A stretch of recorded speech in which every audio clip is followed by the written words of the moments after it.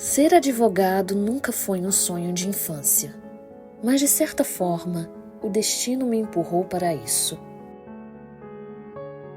Cresci no interior de Minas, num povoado pequeno onde todo mundo se conhecia pelo nome. Meu pai era lavrador, minha mãe costureira, e desde cedo aprendi o valor do trabalho duro. Mas estudar sempre foi o meu refúgio. Fui o primeiro da família a entrar numa universidade. E lá fui eu para Ouro Preto cursar direito. Durante a semana, minha vida era prova, livro e estágio. Mas toda sexta-noite, assim que a última aula acabava, eu pegava um carrinho antigo que a gente tinha e meu pai tinha me emprestado e voltava para casa. Dirigia por horas, encarando as curvas traiçoeiras das estradas mineiras, até chegar ao meu povoado. Esse ritual era sagrado para mim, um respiro antes da rotina começar de novo. Mas teve um tempo, no fim dos anos 90, que essas viagens deixaram de ser só um caminho de volta para casa. Passei a ver coisas que nunca consegui explicar, e a pior delas aconteceu numa noite como outra qualquer.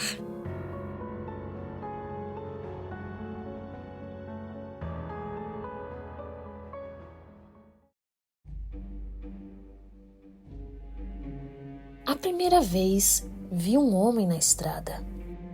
Achei que era só um viajante. Era comum encontrar alguém andando por aquelas bandas, principalmente gente que trabalhava nas fazendas mais afastadas.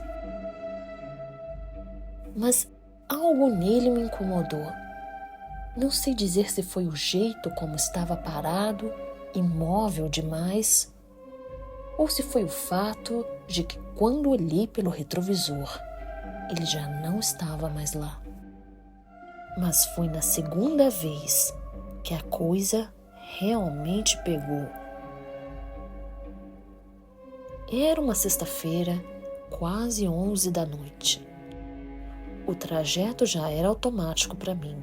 Sair de Ouro Preto, pegar a estrada, encarar as curvas e, quando chegava na altura do meu povoado, entrar na estrada de terra. Eu gostava daquele momento. O cheiro do mato, o céu sem a poluição das luzes da cidade. Mas naquela noite, logo que entrei na estrada de terra, vi algo que me fez gelar.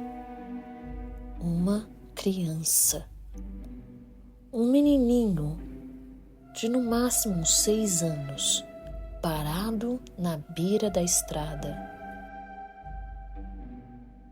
Eu freiei na hora. A luz do farol do carro bateu nele e meu coração acelerou. Não fazia sentido uma criança ali, sozinha, naquela escuridão. Ele usava uma roupinha simples, parecia até um pijama, e estava descalço.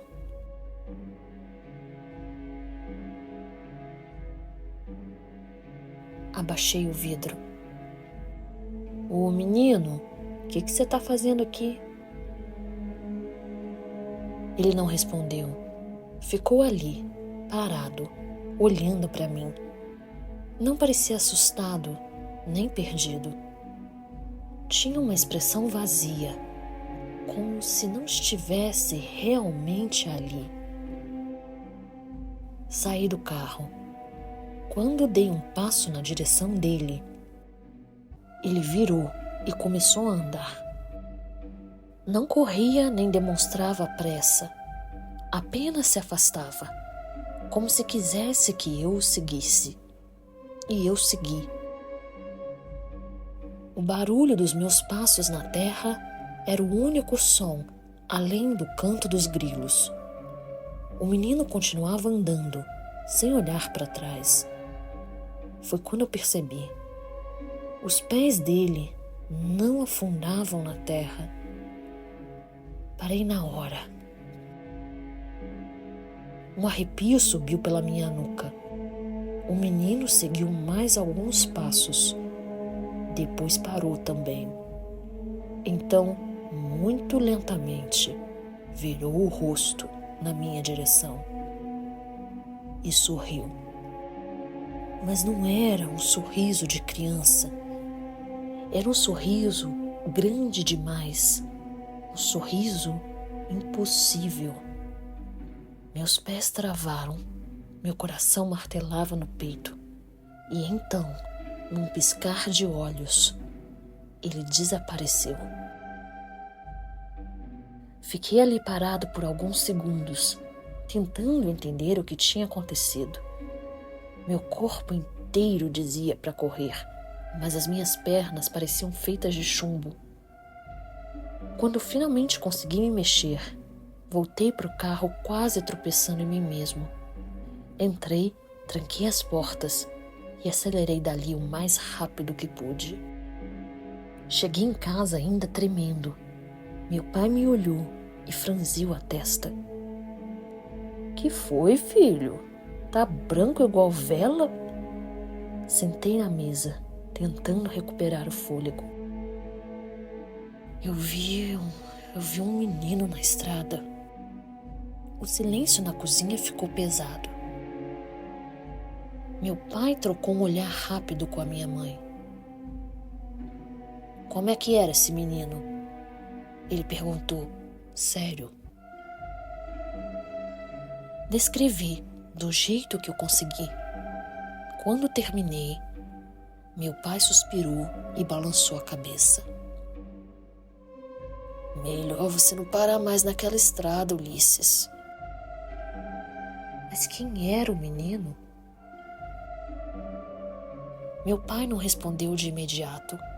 Ficou olhando para o chão como se pensasse nas palavras certas. Isso aí já aconteceu antes. Meu pai ficou um tempo calado depois que eu perguntei. Olhava para o chão como se estivesse escolhendo bem as palavras. Minha mãe, sentada do outro lado da mesa, apertava os lábios, desconfortável. Esse menino, ele começou coçando a barba. Isso aí vem de muito tempo. Tempo quanto? Antes de eu nascer. Antes do pai do meu pai nascer. Me ajeitei na cadeira tentando ignorar o arrepio da espinha. Ele existiu de verdade? Meu pai concordou devagar. Existiu, mas não como você viu. Minha mãe suspirou e se levantou, murmurando que ia preparar um café. Meu pai esperou ela sair da cozinha antes de continuar. Isso foi no tempo do Império, ele disse, baixando um pouco a voz. Tinha um fazendeiro por essas bandas, um homem muito rico, mas sem filhos. Criavam um menino como afilhado, um bastardo, pelo que diziam. O povo falava que o menino era filho dele, mas com uma escrava. Fiquei quieto, ouvindo. O problema é que quando o fazendeiro morreu, os herdeiros legítimos não quiseram saber do menino. Jogaram ele no mato. Disseram que não era de sangue. Ele sumiu. Nunca encontraram o corpo. Meu pai pegou o copo d'água na mesa, girou devagar entre os dedos. Desde então, vez ou outra, aparece alguém dizendo que viu ele na estrada. Gente que para o carro, gente que tenta ajudar, mas nunca dá certo. Engoli em seco. Nunca dá certo? Como? Ele me olhou nos olhos, sério. Algumas pessoas somem, outros aparecem longe, confusas, sem saber como chegaram lá, e algumas voltam erradas. Erradas como? Meu pai não respondeu de imediato. Bebeu um gole d'água. Se lembra do seu Elias?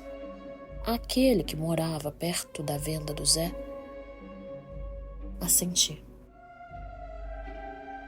Ele viu um menino lá nos anos 60. Dizem que seguiu ele pro mato, igual você fez. Mas quando voltou, ele voltou falando outra língua. Arregalei os olhos. Outra língua? Latim, um latim esquisito misturado com palavras que ninguém entendia. Ficou assim por quase um ano. Depois morreu. Um silêncio pesado se instalou entre nós. Meu pai suspirou e empurrou o copo vazio para longe. Melhor você não mexer com isso, Ulisses. Tem coisa que não é pra gente entender. Olhei para a mesa, tentando processar.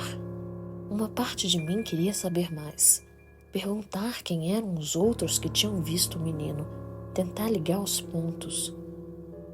Mas a outra parte, a que ainda sentiu o gosto amargo do medo na boca, preferiu deixar quieto. Fiquei ali calado, olhando para o copo vazio na mesa. Meu pai não disse mais nada. Minha mãe voltou com café. Mudou de assunto, como se o que havíamos conversado nunca tivesse existido. E talvez fosse assim que devia ser. Tem coisa que o povo daqui aprende a aceitar sem precisar entender. Na semana seguinte, quando voltei para Ouro Preto, escolhi um caminho mais longo, evitando aquela estrada de terra. Perdi quase 40 minutos a mais na viagem, mas não me importei. Nunca mais quis passar ali à noite. E nunca mais quis saber o que acontece com quem segue o menino até o fim.